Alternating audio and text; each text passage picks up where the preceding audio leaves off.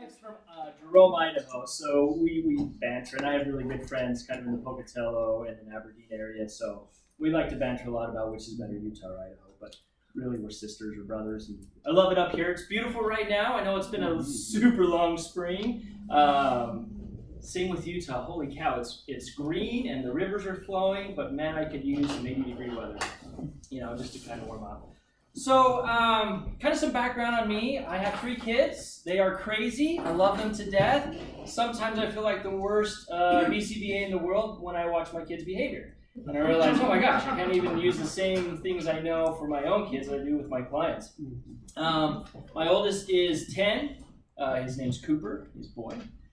Middle boy is Bridger. He is 8. Funniest thing last night, we have a spare bedroom with a TV in it. My wife just went to check on all the kids before they went to bed. And he had barricaded himself in the spare bedroom, put all his toy boxes up in front of the door, and was watching a show on almost mute, but just enough so he could hear it. It was like 11:30 at night. We try to open the door, and all the stuff falls over. And we look at him. He's like, what? We're like, what? What do you mean, what? He's crazy. He's a lot of fun. And then my youngest is Kate. She's 6, going on 15. Love her to death.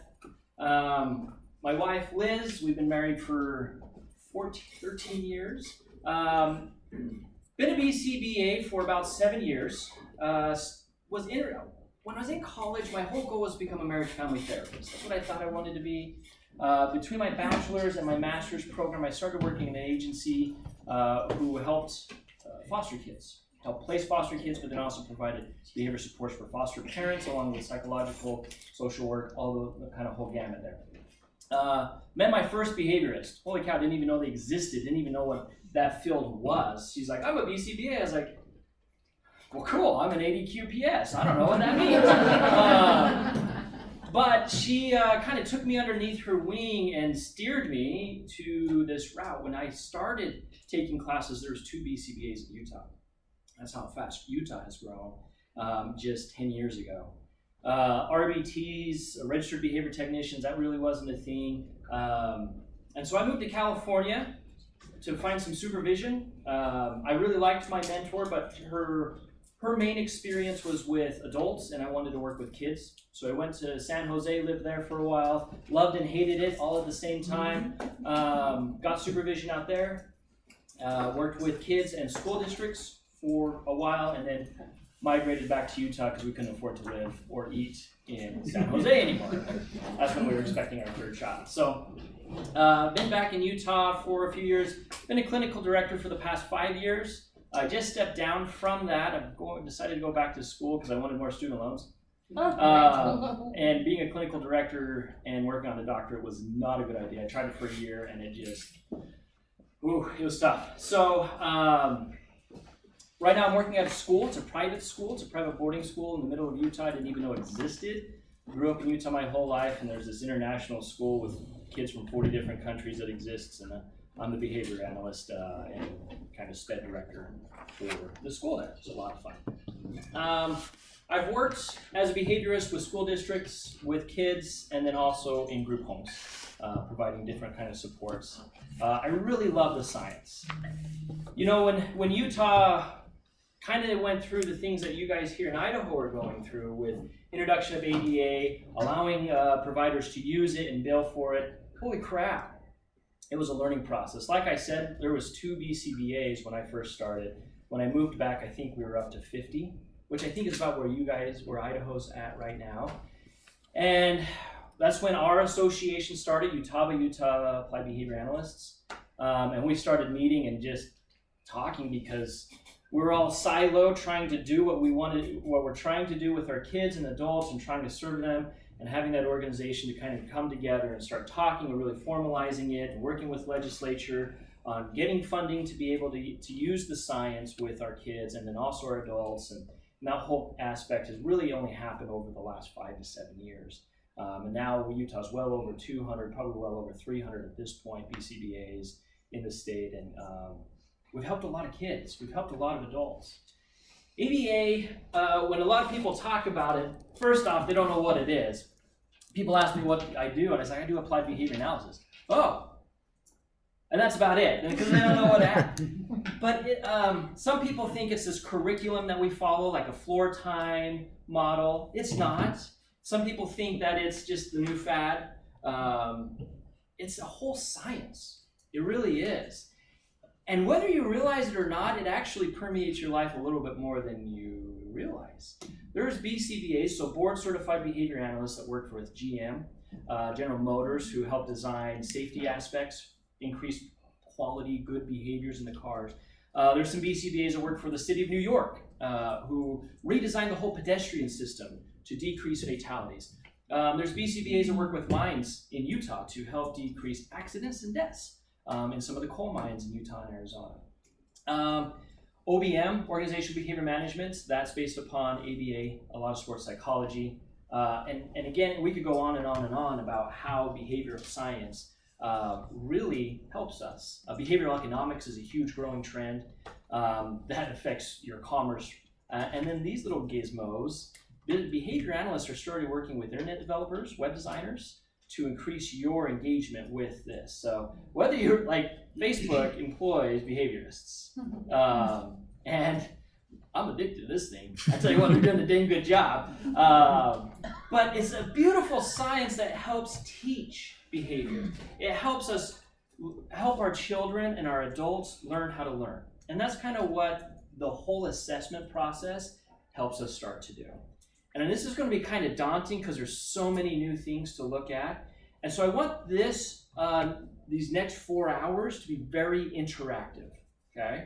I don't want this to be a lecture up here, because you can go watch videos online and get a lecture. And do that while you're also perusing whatever you want, okay? I don't want it to be that. I want this to be very interactive. I want us to talk. I want you to be honest, okay? If right now you think ABA is a bunch of crap, that's okay. Be honest with that. Own that. I'm not offended, okay? You're not allowed to eat any treats if that's what you believe. Yeah, the cold cuts are off limits. Maybe you can have the oatmeal raisin cookies, but other than that. But in working in this field for about 10 years now, I have seen kids go from completely nonverbal to moderately to high functioning with the techniques of ABA. I really have. One of the greatest moments of my career, I was working in California. I was working with this 2.5-year-old. This family had 3 kids. This was in a city called Morgan Hill. Beautiful city, or town, according to California. They think it's like 35,000 people, and they think that's like rednecks. I'm like, oh geez, that's like a big town where we're at. And I was working with this kid. We were providing 30 to 35 hours of intensive services a week for over a year. It was my first case as a BCBA. It was what I was, cutting my teeth on. After about a year, the dad comes home one day, right at the end of a session. Our sessions were about 4.5 hours long. And he said, Joe, you gave me my 3rd kid back. And I was like, oh my gosh, that's the coolest thing you could ever say to me. Because at that moment, for the first time in that kid's life, he walked to the door when his dad came in and held his arms up.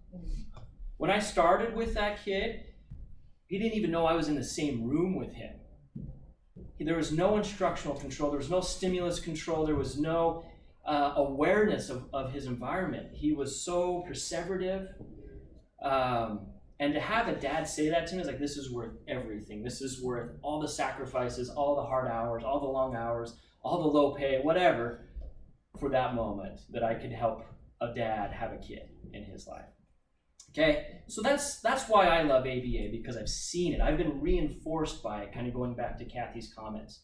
Not by M&Ms or Swedish Fish, though I'm huge fans of those, but by real life experiences where I've seen the fruits of the labor, to steal a term, where we've really been able to change some kids' life. Working at a school now, same thing. This past year, man, it's been awesome. Kids are accessing more education, have better self-management, coping skills than ever before.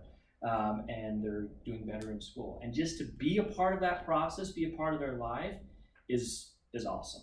So let's talk about how we get there, okay? Actually, before I want to do that, I want to just kind of get a survey real quick of who y'all are. Experiences, thoughts, AVA, don't even know what AVA fully stands for, don't know what the BACB is or the difference between a BCBA and a BACB. All of that above. So how many organizations do we have here? So that's one, yeah? Oh, I'm my own. You're your own. Party of one. Okay. So, who's all in your group? You two. You're separate. You're together. You're together. All three of us. You three with a sandwich And then I'm a and you're weirdo in the alone. middle. She's jumping. And then back there. Journey. Okay, your journeys. Cool. Back here. We're kind of spread out, Riverside Service Group. Okay. Yeah, we're really spread. Awesome. I'm by myself. By yourself? By myself. By yourself? We're together. Okay. You guys are together. You two are together. And our gentleman in the back, who are you? You're with? Okay. Awesome. That's really cool. That's a lot of organizations. Right on. How many of you have never, okay, let's just be honest. How many of you don't know what a BCBA is? You be honest. Okay, that's awesome. How many of you know what the BACB is? No? Or Know what the BACB is. Okay, happy. That's the governing board of our licensure. And of course they had to make the acronyms almost the exact same thing. So it stands for the So you're stumbling. Behavior Analyst Certification Board. And then you're a board certified behavior analyst. Holy cow. How many of you are certified either as an RBT, a BACB, or a BCBA? 1, 2, 3, 4, 5. Awesome. How many BCBAs? 1, 2, 3, 4. Right on, I love it. Okay. How many of you taken some classes in AVA? Right on. How many have BF Skinners or BFF? All right, those are my favorite people right there. I just ordered a new book, Technology to Teaching, and I'm super stoked about it. And my wife thinks it's super lame that that's my hobby reading. But I don't know, it's become part of who I am. I just really love it. Okay, how many of you have done assessments before? Any kind of assessments? Start spouting out some types of assessments you've done. Okay. Love it. Ables, right on. Okay, I don't know that one. Very cool. Okay. Cows. Okay. Very cool. Has anyone in this room done the Vineland before? Una, right on. AFLs. We have one ABLES. BB map. Yeah, you've done the BB map as well? Okay, so, good. Feel free to spout off your experiences. This is not a talking head of all wisdom, okay? Share your experiences as you've done these things. Share what you've learned your first few times running this and trying to analyze the data. And what I really want to get at today is not only the basics of the assessment, but then what the heck are you supposed to do with the results? And how do you translate that into a treatment plan or into goals or into anything along those lines, okay? I also want to role play. Would you guys be willing to role play with me? Because we can talk about it all we want, but until you actually get into it, then you'll be like, what the crap? It's like when you learn a language, you can use the language in your structured classroom, but when the native speaker comes and talks to you, you're like, yeah, I don't know what you're talking about anymore. So we're going to practice, and we're going to talk about listening more than just to what they're saying. And you've probably had that experience running any type of assessment. Love our parents to death. That usually means I'm going to say something negative. Bless their hearts. But they either fake really good or they fake really bad. And as clinicians, we have to decipher what's going on and find the truth behind it. Because they either really want services or they're still ashamed that their kid has a disability or haven't come to acceptance of that. And they're everywhere in between. And so part of our role is to figure out the true skills of our kids and really know how to program best for them. So we're going to do the who, what, when, where, why, and hows of assessments. Okay, the whys. Well, this is kind of basic, right? Assessments. And I'm going to kind of roam the room. Oh, no, I can't do that. Sorry. Am I good? As long as I can hear you, you're good for a video. Sorry, we are recording this. Do we have to like disclaimer that? But just so that we can have this. It's Idaho. No disclaimer necessary. And I do have these in PowerPoints, and I'm happy to share these PowerPoints with you. Just as a also caveat, I stole some of these slides as well. And so, why reinvent the wheel, right? And so some other trainings that I've been to, some other professionals have given me resources, and I've just screenshot some things and whatnot into there. So assessments are really the foundation of your treatment. If you have a horrible assessment, you're going to have horrible treatment. I mean, most of us already have experienced that, right? Where you just kind of go in blind and you're like, let's just begin. And then it takes you 3 months just to really figure out who you're working with and how to work with that individual. So to me, having a quality assessment is one of the most foundational aspects of any science, of working with any population or with any group. It helps us get kind of that baseline, really see where they're at. It helps us understand why we need to work with them. Barriers that may be impeding their learning, their growing, their access to social opportunities, but also their strengths. And it's important to find those strengths during these assessments because you can program to utilize them to help overcome their barriers. So we're not just looking for deficits here. Sometimes we get in that habit because as we're working with Medicaid, we have to prove that this is really a severe case so they'll actually let us, and that's the horrible game sometimes we have to play with funding sources. And as you get into insurance companies, it's a whole new fun game to play with them. But as a clinician, you need to know what their strengths are. If they're perseverative, let's go with it. I mean, that could be one of the greatest things. In fact, it's so great that a lot of tech companies are hiring individuals with autism to work for them because they can just hyper-focus on different aspects of coding and other skill sets. So let's use the perseverative nature of our kids to help teach them, okay? Let's use, their love of Pikachu to teach them. Let's use their fine motor skills. They can manipulate things better than any of us. Let's use that. Let's use if the gross motor skills are their strengths, let's use that to teach them. We're going to use their strengths to overcome their barriers, and you're only going to find that out through a quality assessment, okay? It also helps our decisions become data-driven. This is what really separates me from being a parent and a clinician. I put my data hat on when I go to work. I don't take data on my kids. I thought about it for a little bit. It's really weird. So my decisions, honestly, with my kids are emotion-based. For good and for bad, to be honest with you. But when I'm working with my clients, I can make decisions based upon data because I have graphs galore. And that helps me take the emotion part of it. Same thing for our parents. I have parents that are, no, he can do this. I promise he can do this. I'm like, he will be able to do this, but let me show you his current level. Or I even work with parents who are like, yeah, he'll never be able to do a puzzle. Actually, look at this. Like, he's hitting mastery criteria with 5 pieces. That's so awesome. How cool is that? And they're like, oh my gosh, can I watch? Like, yeah. They now believe it because there's data. So it helps us really take the emotion part, really take a scientific approach to helping our students, helping our clients. Do you guys call them kiddos, peanuts? Those are kind of like the two code words. I think it's nationwide too. I've talked to some ABA folks back in like Massachusetts, like, oh, our little peanuts. I'm like, oh my gosh, what do you? And then kiddos. I was even talking to a BCBA from Australia, and he used the word kiddo. I was like, geez, is this like official scientific jargon now? But we can really help our kiddos with that. It's data driven. Okay? And for those that are licensed and those that are going to be licensed at some point, it's ethical.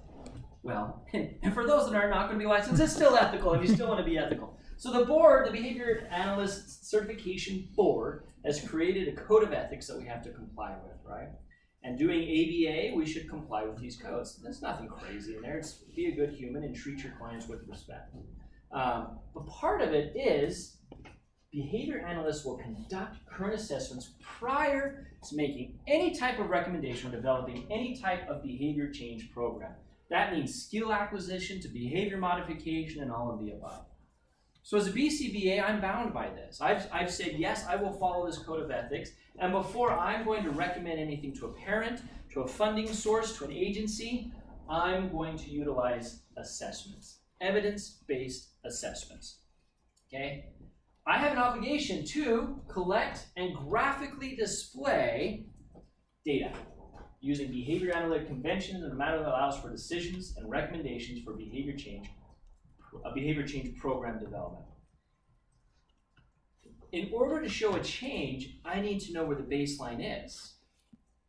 So the assessment allows me to follow this aspect in my ethical code, because I can display a baseline, and then upon my intervention, I can show whether behavior changed or didn't change. And if it didn't change, I know my intervention wasn't good. But if it did change, I know that I'm on the right track with this. So there's some ethical considerations, there's just some sound practical considerations, and just to be a good clinician, obviously, we need to have good assessments. This isn't something that just Medicaid decides, oh man, I really want to charge an agency another $30 per kiddo, so which random assessment we're going to assign. No, sometimes it feels that way, but they really are evidence-based, they really are good. There is lobbying going on, obviously, with the insurance companies and Medicaid on which assessment's the best. And so sometimes they do change periodically, but overall, they accept some core ones that really show some core behavioral baseline data that will really help. And we're going to talk about that today. So we're going to start with the Vineland. This one kind of seems to be the one that most people are a little weary about. I mean, it's only like 400 plus questions, so there's really nothing to worry about. The Vineland's a great tool, though. It's actually one of my favorites. Go ahead and go to the next slide for me. We're on the 3rd edition, so we're on the Vineland-3. Okay, and there's 5 different domains, but a ton of questions within those domains, because it ranges from 0 to 99 years. I could run a Vineland on you. I really could. Like, you're still with, you're not 99. Right? You're not even quite close to that. Yeah. But there's skill sets within there that we could measure on you, on anybody in this room. It's not developed for somebody with disabilities. It's actually normalized against neurotypical developing individuals. That's the great thing about this. So we get to measure the skill sets of our kiddos compared to neurotypical age norms. It compares, and this is the part I love, it compares chronological age with the adaptive age. So when you score this beauty, it's going to say, yes, really, he's 6 years old, but in his verbal skills, he's 2.5. And you're like, okay, I know where to start with this kid, because I know what skills a 2.5-year-old's working on. And the cool thing is, as you re-administer this every 6 months or a year, depending upon the requirements of your funding source, you get to see that age change. And you're like, oh my gosh, we started and he was 2.5 verbal skills. Now he's 5. He's within a year of his age. Yay, we're doing it. It's awesome. It's quantifiable, right? It's data-driven. So I love that part of it. And I'm going to show you a printout of a Vineland that I ran. It's a Vineland-2. I apologize. But it kind of shows some good comparisons there. It's defined by mastered behaviors versus ability. So what that means, and this is really important to teach our parents as they're filling this out, or the teachers if you're using the school-based one, is it's not a question of do they do it most of the time? It's or can they do it? It's do they do it most of the time? So for example, when I've been working with parents, like, oh yeah, he can say his alphabet. And I start working with the kid and they're like, I get 1 letter out of him. But he has said his alphabet. So he has the ability to say his alphabet. We don't want that, because it's not fluent, it's not mastered. We want the mastered behaviors. We want him to do it most of the time. So what I usually say to parents is, in order for it to get a 2, which is the highest score on the Vineland, they have to be able to do it with a stranger, with grandma, with mom, with dad, with a brother, with a teacher, anybody. And they're like, oh, well, he can do it with me. Okay, that's great.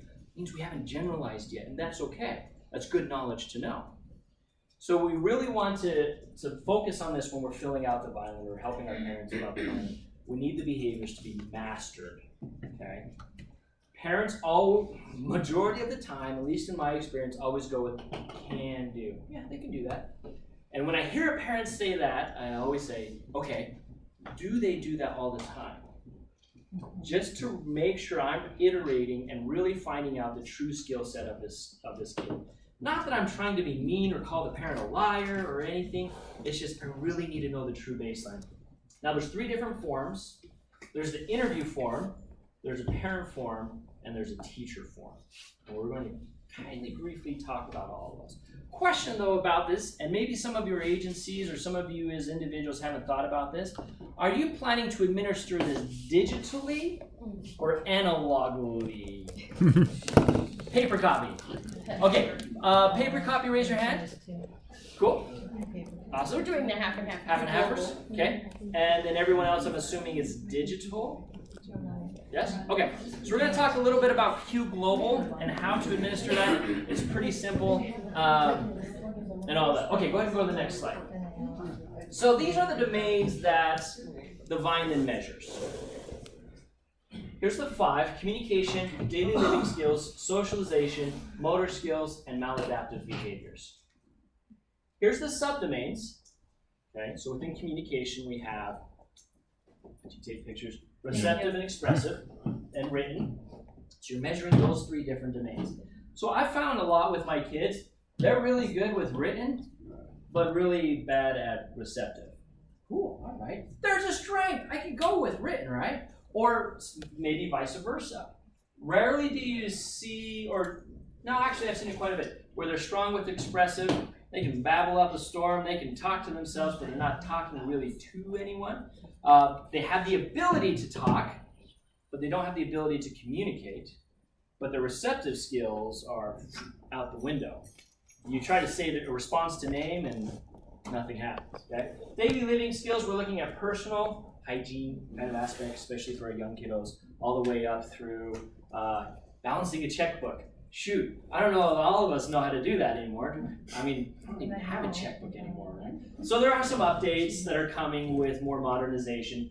Domestic, home chores, kind of things like that, and community-based. All the way up into can you navigate public transportation. I was working with this 19-year-old boy, and it was a really fun session. So he'd have to map out a route on the public transportation, and then his mom and I would hop in a car and we'd meet him at the store to make sure he got there. But it helped him develop some independency, and then he'd have to go in or buy some groceries, get back on the bus, and then we'd meet him at home. It was super fun. We were trying to help with that independency of the community. Socialization, interpersonal relationships, play and leisure skills. Can they self-play? Can they play with others? And coping skills. Oh my gosh, that's such a big one, right? Motor skills, gross and fine. And then maladaptive behaviors. Really what it's looking with that is the child internalize or externalize both, and how severe, okay? In other words, do they just run away and kind of curl up into a ball underneath a blanket, won't talk to anybody anymore, or do they engage in like aggression, self-interest behavior, kind of things like that. There's the age groups for all of them. You can see majority of them are very old. A couple of them are from birth. Most of them are from 3 and older, and include the majority of the kids and the adults with whom all of you serve. That's the best thing about the Vineland. And that's why a lot of funding sources allow you to utilize it, because it's so versatile in the ability and how to use it. Okay, Q Global. For those who are online administering, this is the only place you can do it. So Q Global is the website, or just Google Q Global, and you can set up everything there. Q Global, could you say it a lot louder? Scores it for you. Yeah. That's the beauty about Q Global. You type in an email address, it sends it to the parent, it notifies you when they're done, it scores it. If you want the Vineland to be easy, Q Global is the way to go. Seriously. It figures out the basal and the ceiling, so that's the low and the highs of the skill sets in each domain. it does all of that for you. It's awesome. Okay. I don't know if you're aware, we're mandated to use the interview. No, I did not know that. So I don't know if that changes. Does everybody know that? Yes. Yeah, I did. So you're mandated to use the interview form. You can't just send them a parent one? No. There is the interview form on Q Global. Right. Okay, so let's talk about the interview form. It's a lot bigger than the other ones. Thank you, that's great to know. You can still utilize it on Q Global and it does still score, but you can't just email it to them. And that's probably the trigger of the SD that told you to say that. With the parent, with the students, those ones you can just email. It's super easy. Okay, so with the interview form, here's the key with the Vineland. Don't just read it word for word. And the manual that comes with the Vineland-3, if you read it, which I'm sure all of us in this room will at some point, because it's a very good read. Can't put it down. Yeah, it's cured my insomnia pretty quick. But in it, it says, ask probing questions. Ask follow-up questions for each question. That makes the interview part harder, but you get a lot of good information. And we're going to do some interviews today as part of our role play with that, okay? So whether you're using that on Q Global or whether you're using that in a paper copy, it's going to be the same. You're really going to want to find out. That's where we're getting into, is the behavior mastered or is it an ability of the child? That's where the follow-up question. You're not going to be like, can your child tie their shoes? Yeah, they can do that. Okay, do they do it every time without any help? Well, okay, well, how often do you have to help? And that's where you can really get into it. What kind of methodology do they use to tie it? I didn't know there was like 300 different ways to tie shoes until I started working in this field. And then this person's like, no, you tie it this way. And I'm like, no, you tie it this way. And then writing a task analysis on it was unbelievable because we had to decide on one way to tie a shoe. Holy crap. Okay? Is that program free? No. Well, okay, the program's free, but you have to buy each assessment within it. You can create a login for free. But it doesn't get you. Yeah, no. Yeah, it charges you for each assessment. I don't remember the cost for the Vineland-3. Yeah, it's like It depends on which one you're buying. 'Cause Yeah, I looked at and it. how many you're buying. If you buy bulk, it's If you buy cheaper. 25 or Yeah. 50 or something. They have a pricing guideline on it. And we're going to talk a little bit about purchasing requirements. I know that's been a question lately, a little bit later in our presentation. And their customer service, be prepared. It's top notch. It's top. I mean, like Verizon's here. Q Global's like, yeah. So, Do yeah. you use this or do you use video? I've used And which one is it? Q Global. Just because scoring it, you can make mistakes scoring it. That's the best part, and I have made mistakes scoring it where I've put in the wrong information, got the wrong age group. I'm like, oh my gosh. And so I've had to redo it. And so for time's sake, I like the Q Global better. It's just personal preference. Try out both. I think one of you said you're doing both. That's fantastic. Here's the key. You're wanting basals and ceilings. Okay, I never heard of the word basal until I started doing assessments. And Vineland seems to use this term more than any other kind of assessment. But this is the basement. This is the bottom. So you get 4 consecutive 2s. 2 means it's mastered. 0 means they can't do it at all. 1 means semi-independence. They need some prompts. Okay. So as you're scoring each subdomain, you're looking for 4 consecutive 2s. You're starting with the age group that the student's at. So let's say they're 4 years old. Within the Vineland, they have a section for 0 to 3, a section for 4s, a section to 5 to 7s, or different sort of age groups within it. So you're starting with that age group of your clients. And you're looking for 4 2s. If they don't have 4 2s within that age group, you're going to back up and go to the previous age group till you can find that basal. There have been times that I have done this that I never got 4 2s. Ever. In certain subdomains because they were so low functioning. That's okay. We know that we have some work to do. But now I know. And then the ceiling is 4 zeros in a row. That means that's the top of their skill set. Okay? You need those for every subdomain. If you don't, it won't score. Period, exclamation point. Yes, ma'am. Ah, wonderful. Do you pass it around? It helps like your description. It has the subgroups that you're talking Thank about, you. the age groups. Has everyone seen it before? It's really Thank you for having one. So go ahead and look through it. You can see the questions. It gives you questions to ask and how to score them, everything. I'll pass it around. We're going to look at this page here in a little bit. This is the scoring guide. We'll talk about that here in a little bit as well. Thank you so much for that. Okay, next slide. I just said that. Start at the age appropriate start point. You're going to reach your ceiling. Again, it won't score if you don't have a ceiling. If you didn't get a base, but you filled every question from 0 all the way up to you hit your ceiling, the computer will recognize that and you'll still be able to score it, okay? If you ever run a parent or a teacher report one, before you ever take it away from them, double check. And I don't know do you know, Andy, if there's ever any plans to utilize others versions of the Vineland? I don't know. Does anybody know that? You mean hasn't the said caregiver anything. form or what? Yeah. Provider. That's what I was just asking. I didn't know if, I swear on the ACTB we have to have a parent interview. Is that It is. Yes. Yes. But there's a form that you just give it to them and say fill out. right?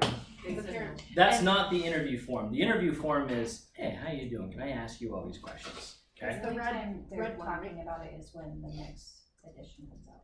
Right. For 4? Well, that's But gonna be a while. otherwise- Because 3 just came out like Right, 2 so years they're ago. not looking at Okay. doing something different. Okay, so yeah, so you interview the caregiver on that versus just hand them one.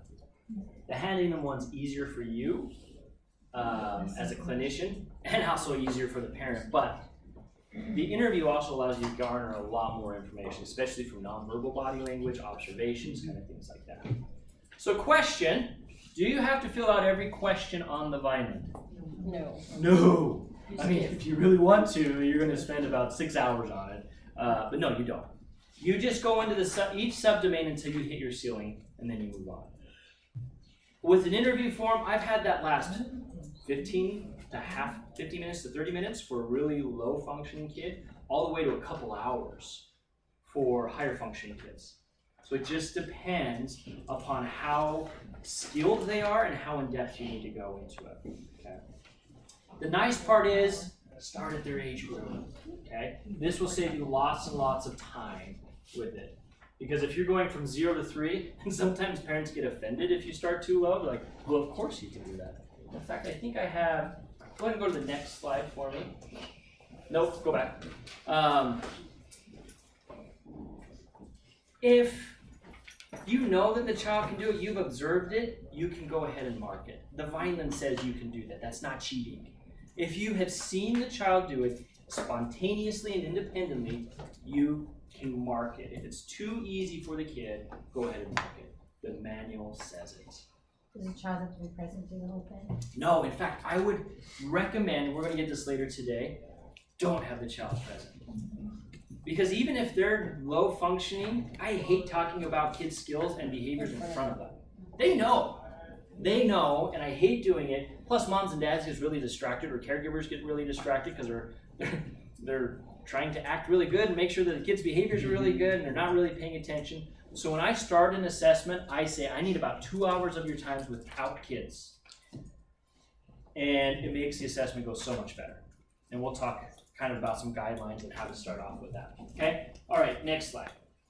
Okay, so this is again the Vineland-2. The Vineland-3 printout's pretty similar. Once you score it, this is what it looks like. All right? This is an actual kid. I blocked out their name for HIPAA reasons. But I wanted to show you what we're looking at here. So, when I'm reading this, I block out from here to here. I mean, this is all nice statistical stuff, and it does mean stuff, and you can analyze it, and it's really cool. I don't have enough time to do that because my funding sources only give me, did we say, Andy, 5 hours? Yeah, 5 1/4. Yeah, so I'm trying to be as efficient as I can. So if I can cut out statistics, I'm super happy to anytime. I really focus on these 2 columns here. So what I'm seeing here, within the subdomain of receptive, his adaptive level is low. His age equivalency, so this is adaptive age, is 1 year, 3 months. Can anyone see on this page his chronological age? 6. We only get 45 minutes. To run the whole interview thing? To bill an hour. But that's changing, right? No, so there's two things we can bill for there. Okay. There's the initial assessment, and then there's plan writing and submission. But Okay. this is only up to an hour, 45 minutes So interview. you're going to be eating a lot of free time. That's awesome. So this kid's 6, right? So again, be efficient. Don't feel bad for skipping this stuff out. You don't have time. Okay? Especially if you don't have time. That's crazy. Cut that out. Analyze this. So as I'm looking at this, I'm seeing, we have a low functioning kid. He's 6 years old, but his average age on communication is like 1.5 years old. What's his biggest strength in communication? Written. He's 2 years old and 8 months. What can a 2-year-old do writing wise? You can make some scribbles and some shapes. That's where we're at. So it seems higher than the other ones, but it's not really anything to build upon. What can a 1-year-old do receptively? Look at Yeah, response to name. That's about where we're at. So language-wise, I'm dealing with an infant. See how cool this is? Super cool. Super cool! Because I know how to work with a 1-year-old, but if I didn't know that, I would have worked with him as a 6-year-old. Big difference. Helps me program different. Same thing, daily living skills, personal, domestic, community. Oh, what? We're seeing some difference here between his daily living skills and his communication. He's 4 years on his personal daily living skills. 4 years old, 10 months, almost 5 with his domestic, doing chores. I can do chores. I can use chores to help teach him. This is usually saying he can wash his hands, brush his teeth, kind of do some basic daily living skills. He can get dressed. All right. Community. 2. What can a 2-year-old do in the community? Not much without mom and dad. Okay. But I'm starting to think here, his biggest strengths so far are his domestic skills and his personal skills, personal daily living skills. Can I use those to teach receptive language? Absolutely. Dang! Now I know this because of this assessment. He's not where he needs to be with daily living skills, but it's his biggest strength that we've discovered so far. Socialization. We're kind of low. Part of that, though, is because of his language skills, his communication skills. So we see a correlation there, obviously, because it's really hard to play with peers, especially neurotypical peers, if you can't talk with them. They get bored and stop reinforcing you. You end up playing by yourself anyway. It's a lose-lose situation. But look what we got there on the bottom of socialization. Almost 4 years old, coping skills. Yay. That's okay. However, my kids didn't have terrible 2s, they had terrible 3s. The hard part is you have terrible 3s in a 6-year-old body. And this kid, this was one of my favorite clients of all time. He was Samoan as well, so he looked like a 10-year-old as well. But he was the sweetest thing. I keep in contact with his family. Really great kid. And then we're coming down here to his motor skills. Gross and fine are looking pretty good. They're 4 years old. So he's only a year to a year and a half behind in his motor skills. Can I use those to teach play and leisure skills and communication skills? Absolutely. He knows how to do these things. He can jump, he can climb, he can run around. In fact, that was one of his favorite things to do. They were innate natural reinforcers for him and had been conditioned. So we utilized those to teach him receptive names to stuff. And we would play games. One time we played a pirate game where we dressed up as pirates, we had swords, and we had to run to certain places in order to save ourselves from Blackbeard. Running, moving around, climbing on jungle gyms was really fun with him. So by doing that, I'm increasing and generalizing his motor skills. We're creating some play through imagination and stuff, and we're working on receptive language. Bing, bang, boom. Gathered all of that, or got those ideas from analyzing this assessment report. Okay, you're looking for their biggest strengths. Yes. Okay, our state rule says that they have to have a 1.5 or more standard deviation Mm. below the mean, what are we looking at for that? Is that the score? That's just part of the scoring process. You enter that in Q Global, or you look at a different chart in the book. Oh, so it's different charts, so I'm not looking at this one. Nope. I'm like, ooh, Standard what did I go deviation off of? scores, that would help you get this column. Okay, And all of this plays into this. That's why you don't need to analyze both.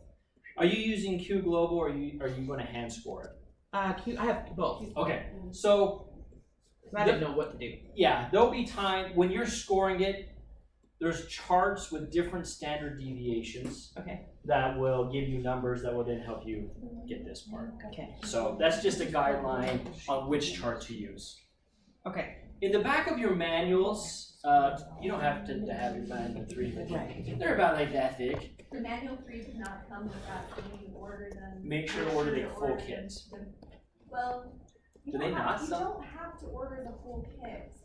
You just order the manual and then those separately. Exactly, because I do Perfect. not want to buy the parent and teacher forms if I'm not Yeah. going to be using. Yeah, them. if you're never going to use them. You have to, if you buy a kit, that's what comes in it, is that free. Yeah, And so, great point.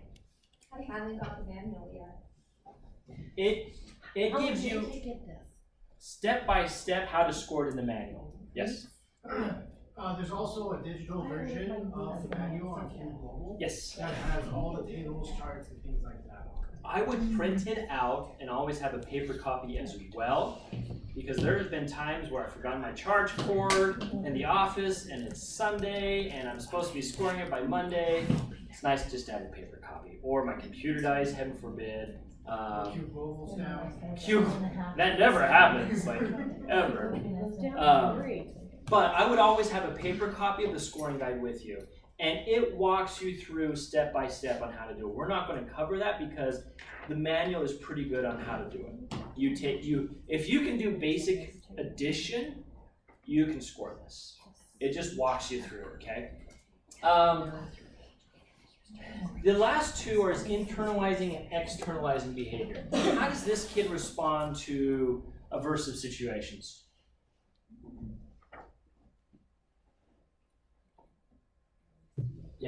My internalizing. Totally goes with inside, right? He's not aggressive. He does drop to the floor and trying to pick him up. Well, that's super hard to do. But he did bite. He did engage in some self-injurious behavior. He developed a callus right here from biting his arm, but had never become aggressive to anybody else. That was his only externalizing. Everything else was frying, eloping, kind of things along those lines. You see all the information we're able to garner from this? It's huge. I know where to start. I know what to focus on. And I know what behaviors to prepare myself for. So if I'm going to run an FBA, I'm going to focus on internalizing behaviors. Watching for any increase in externalizing behaviors. When I started in this field, started working with kids, man, I was so gung-ho and wanted to change the world. I'd have like 400 goals. Not really, but I'd have way too many goals. I'd have 5 to 10 goals for every subdomain on here. I'm like, yeah, we're going to really help this kid. And then the reauthorization came, and I was like, oh, I didn't get to half my goals. We can't do that. It's just not feasible. We need to look at the core deficits of our kids. The thing I love about applied behavior analysis is when used appropriately, it teaches our kids how to learn. So if I'm analyzing this, I'm asking myself first and foremost 2 questions. How do I help them access more educational opportunities, both formal and informal? How do I help them access more social opportunities? Because if I can help my clients, my kids, my peanuts, whatever we want to call them, do those 2 things, they're not going to need me in their lives anymore. My goal is to get out of their life just as fast as I possibly can, so I'm less intrusive and less invasive. So if I'm looking at this, I'm thinking, okay, what are his biggest barriers? And this is the downfall of a Vineland, is you have to interpret it. As we get into the VB map, it lays it out for you. Okay? But I'm looking at, okay, what is keeping him from socializing? Okay, I can see 2 things. 3 things. Communication, play and leisure, and interpersonal relationships. But I do see some things that can help him access socialization. gross motor skills, internalizing behaviors more socially accepted than externalizing behaviors. Parents don't get as mad if your kid runs away. They get more mad if your kid hits another kid, you know? So we can go with that. So that helps with his socialization, right? Okay, education. His community is pretty low. That has some questions in there about that. Same with his domestic skills. He can't attend to things very long. He's kind of at a preschool level when he's supposed to be in first grade, right? I'm deducting that from his age equivalencies there. That could affect his education and his receptive skills. If the teacher's taking a lecture-based approach, we're not going to get any education going on, especially if there's a group, which unfortunately that's what we have to use in schools a lot, is going to be lost. Okay, so I need to work on those two things, his communication and some interpersonal and play skills to increase exposure to learning. So that I'm going to focus on those. That's what I deducted from this, and that's where I started my assessments with him, or excuse my interventions with him. So I could help him start learning from his natural environment without intensive training from me, okay? When you're doing an assessment, that's what you've got to be figuring out. I remember the first time I looked at a Vineland, my supervisor handed it to me and said, "Okay, what do you do?" I don't know, because it doesn't give me any goals. Some strengths of the ABLES and the VB map and the AFOLs that we're going to be talking about is they can be curriculum based. You can use those tools as a curriculum. Vineland, you can't. It's not designed to be a curriculum. You don't train to the Vineland. This isn't Common Core and this is the end test. That's not what this is intended to be. That's one of the downfalls of the Vineland. Something that you can do is once you've identified the weaknesses, you can actually open up your protocol and look at where the scores are the lowest.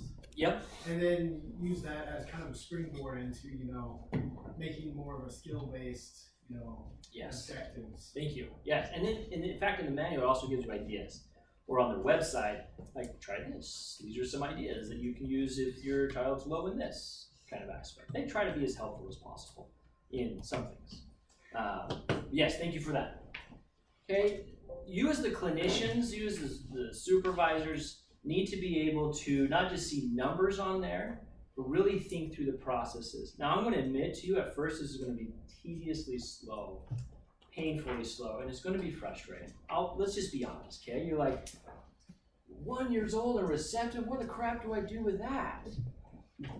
But as you get more and more exposure to it and experience to it, it's going to just start coming. You're like, okay, 1 year old, that's an infant. They really don't listen very well at all. They sometimes will look at a parent when called their names.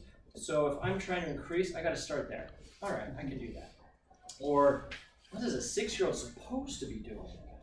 Oh, they're supposed to be multi-step commands with travel. They're supposed to remember aspects, all of these different things. Within play skills, it measures their imitation, their gross motor imitation skills. What are they supposed to be doing that? How is that supposed to help with learning? You need to ask yourself these types of questions to really get into it, okay? And we'll go a little bit more into that at the end after we've talked about all assessments on how to put it all together. Any questions so far about the Vineland? I think this is my last slide on the Vineland. Is it? Will you go for it? Yep, okay. Yeah. Why does the gross motor skills say birth to 9? Is that because there's no changes after age 9? Yeah, it's kind of the core development of it. And so if they're over 9 years old, it won't give you a score. So it just kind of leaves that box shaded in.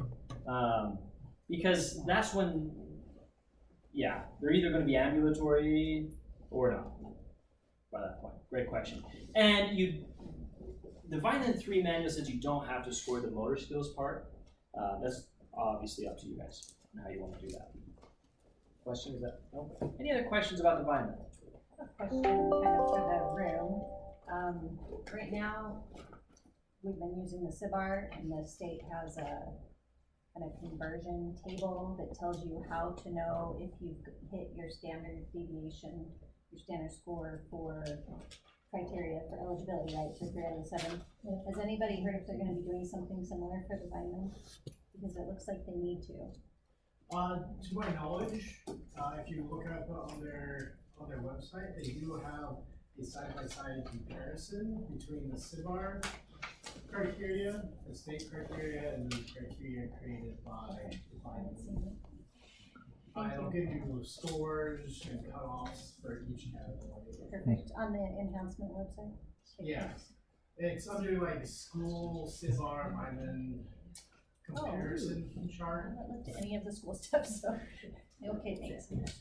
Yeah, it's under, it's like, in the title, it's like school conversion table or something like that. When I was working, when I was billing insurance companies outside of the school, I would always go within, my goal to start fading services was within 6 months of chronological age.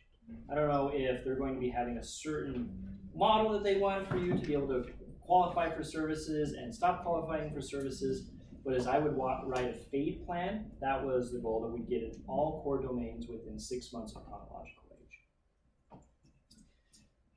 How often are reauthorizations with this new model? Either 120 or 6 months, we're not sure. Okay. We're hoping to find out next week. Yeah. It's 120. And are they asking for a new Vineland every 120 No, days? no. Only on initial. Just once. Oh, But you can use the other assessments as to show growth in pattern. okay. So they want a Vineland for initial and For then screening. You never have to do it again. Right, But just you once. can. You can on their ACTP. You can. Yeah. They're not requiring it, but you can use it as a tool. it's a They're great. just saying you can't Okay, all bill right. for it. You can only bill You for know, it. be honest. Can I be honest with you all? These are the exact type of things we faced in Utah as we were getting the waiver and then the Medicaid programs going. It was like, how do we do this? Because, ooh, are we still recording? Sometimes